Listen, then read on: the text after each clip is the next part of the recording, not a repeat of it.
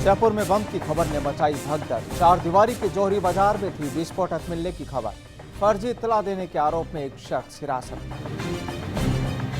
7 दिन की रिमांड पर पाकिस्तानी जासूस सादिक खान। कई इलाकों में कराई गई तस्दीक, सुरक्षा एजेंसियां कर रही जांच।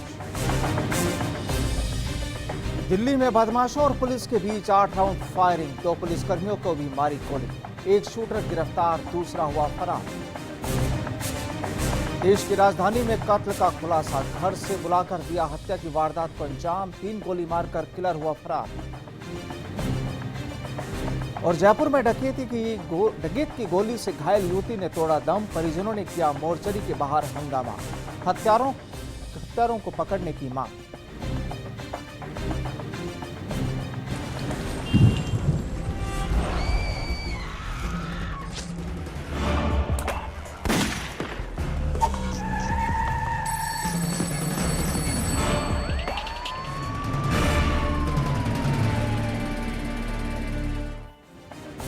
नमस्कार, मैं हूं प्रदीप आजाद और आप देख रहे हैं डायल 100। आज हम आपको दिखाएंगे जुर्म की वो तस्वीरें जिन्हें जानना आपके लिए जरूरी है, क्योंकि हमें रहना होगा इनसे सावधान। ये गुनाह के वो मामले हैं जो हमें सोचने पर मजबूर करते हैं और अपने पीछे कई सवाल भी छोड़ जाते हैं। तो आइए शुरू करते हैं डायल 100।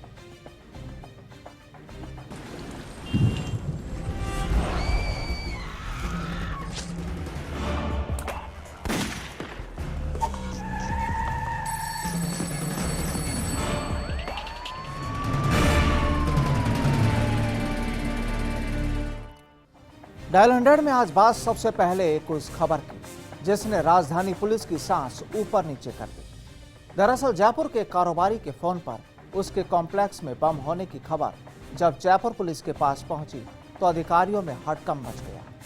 चूंकि खबर बम होने से जुड़ी थी तो आनन फानन में पुलिस अधिकारी भी उस जगह की ओर दौड़ पड़े जहां कुछ अनहोनी होने की खबर दी गई थी। चलिए आपको बताते हैं कि आखिर क्या था ये पूरा माजरा और क्या हुआ फिर पुलिस जांच कार्रवाई के बाद।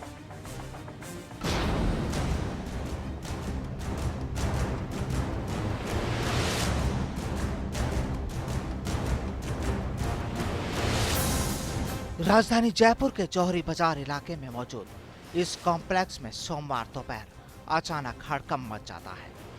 कॉम्प्लेक्स में मौजूद कारोबारी और वहां काम करने वाले लोग अपने ऑफिस छोड़कर बाहर की ओर भागते हैं और पुलिस अंदर दाखिल होकर अपनी कार्रवाई शुरू करती है। यहां मौजूद होता है बम निरोधक दस्ता और डॉग स्क्वाड भी। दरअसल यहां माजरा होता है दहशत फैलाने वाला, क्योंकि यहां एक शख्स ने यहां के मैनेजर को फोन कर इसी बिल्डिंग में बम होने की खबर दी थी और जब यह खबर पुलिस के पास पहुंची तो पुलिस भी हरकत में आ गई। इलाके के आला अधिकारी भी मौके पर पहुंचे और मामले की गंभीरता को देखते हुए दूसरी जांच एजेंसियों को भी यहां लगा दिया गया। दरअसल दोपहर करीब 2:45 बजे कॉम्प्लेक्स के मैनेजर द्वारका प्रसाद के मोबाइल पर किसी का फोन आया और कहा कि उनकी दुकान में बम फटने वाला है और चोरी भी हो सकती है। इतना कहने के बाद फोन करने वाले ने फोन काट दिया। द्वारका प्रसाद विकलांग है। करीब आधे घंटे बाद उन्होंने चौथी मंजिल पर बैठने वाले रत्ना सागर विकास समिति के अध्यक्ष श्यामदास को इसकी खबर दी। 3:15 बजे खबर मिलते ही श्यामदास ने मानक चौक थाने को सूचना दी।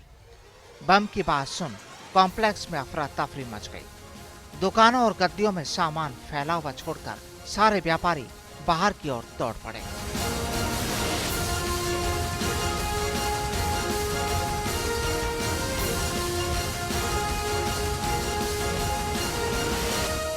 सब माहौल खराब हो गया। सारी बिल्डिंग वाले, हम ऑफिस वाले घबरा गए और ऑफिस से नीचे उतर के आ गए। आप लोगों को किसने कहा, कौन से कहा? ये जैसे ऑफिस के जो यहाँ बिल्डिंग का जो चौकीदार हेड मैनेजर है उसके पास ये सूचना आई और उसकी सूचना के आधार पर इमीडिएट पुलिस को सूचना दी गई और सूचना देने के साथ ही पुलिस वालों ने अपनी कार्रवाई करी और बिल्डिंग वाले सारे के सारे अपने अपने ऑफिस को छोड़ करके सब लोग बाहर निकल के आ गए। पुलिस अधिकारियों के मुताबिक 3:22 पर पुलिस को इत्तला दी गई। पुलिस की टीम 10 मिनट में ही रत्ना सागर कॉम्प्लेक्स पहुंच गई। डॉग स्क्वाड और बम निरोधक दस्ते को भी मौके पर बुलाया गया। करीब 5 बजे डॉग स्क्वाड और बम निरोधक दस्ता मौके पर आए।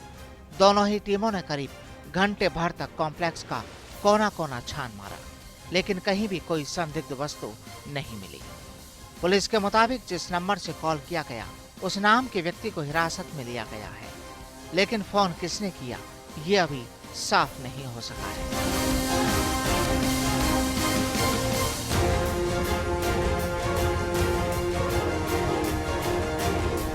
3:22 पे कंट्रोल रूम से फ़ोन आया था कि रत्ना सागर कॉम्प्लेक्स में बम की सूचना है। इस इत्तला पर तुरंत हम मौके पे पहुंचे और अधिकारियों को सूचित किया।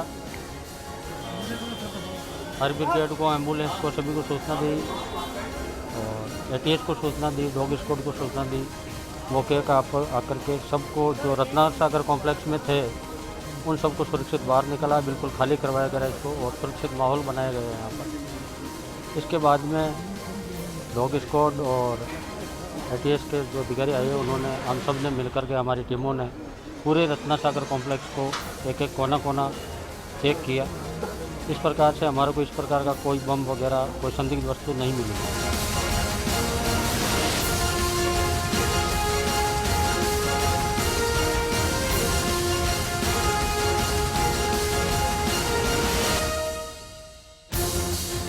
करीब 2 घंटे तक पुलिस ने यहाँ तलाशी ली, लेकिन पुलिस को यहाँ कुछ नहीं मिला।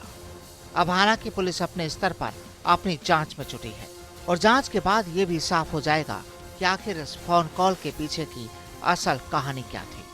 और ये जानना इसलिए भी जरूरी हो जाता है कि इन दहशत के 2 घंटों में यहाँ के कारोबारियों में भी जबरदस्त डर था।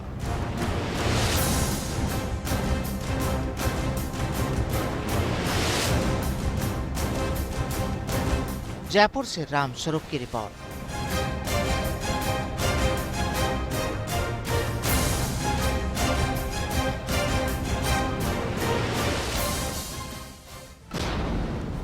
और अब बात एक उस शख्स की जिसे देश के साथ गद्दारी करने के आरोप में पकड़ा गया।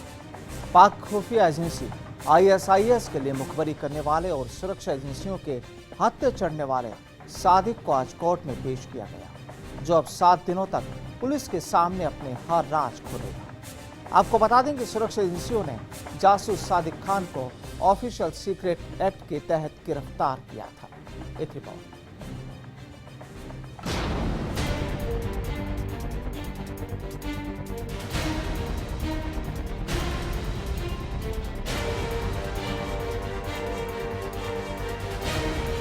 पाकिस्तानी खुफिया एजेंसी ISI के लिए जासूसी करते हुए पकड़े गए पाक जासूस सादिक खान को ऑफिशियल सीक्रेट एक्ट में गिरफ्तार करने के बाद आज कोर्ट ने उसे 7 दिन के पुलिस रिमांड पर सौंप दिया है, जिसके बाद पुलिस रिमांड में एरिया वेरिफिकेशन के लिए उसे जैसलमेर लाया गया।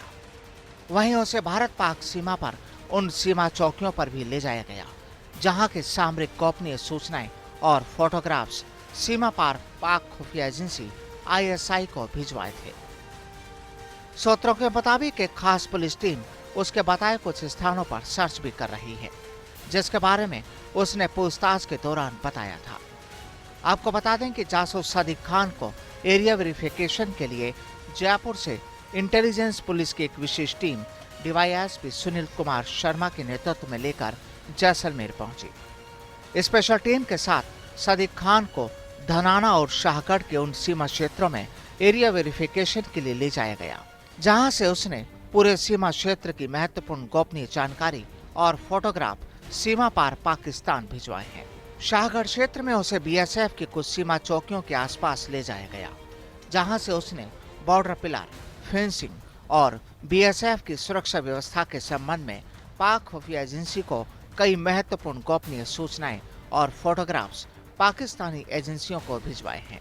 साथ ही विशेष पुलिस दल ने उसके बताए गए उस स्थानों पर कुछ सर्च ऑपरेशन भी किया है। वहीं कुछ मिला है या नहीं, इस बारे में जानकारी नहीं मिल सकी है। आधिकारिक सूत्रों के मुताबिक सादिक खान को देश की महत्वपूर्ण गोपनीय सामरिक सूचनाएं, फोटोग्राफ पाकिस्तान को भिजवाए जाने के आरोप में प्रस्तुत करने पर उसे 7 दिन के पुलिस रिमांड पर भेजा गया है। सूत्र बताते हैं कि सादिक खान वास्तव में डबल एजेंट था।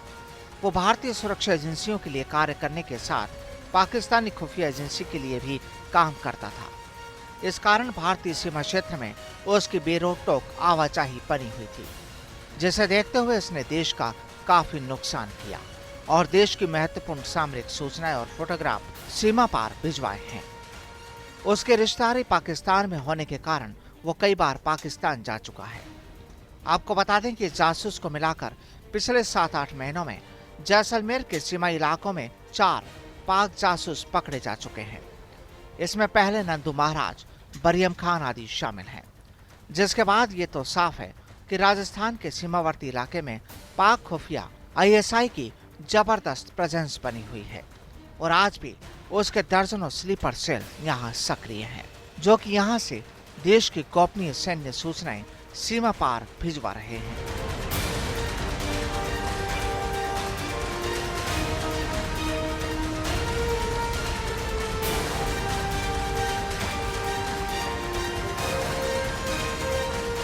जैसलमेर से सूर्यवीर सिंह की रिपोर्ट।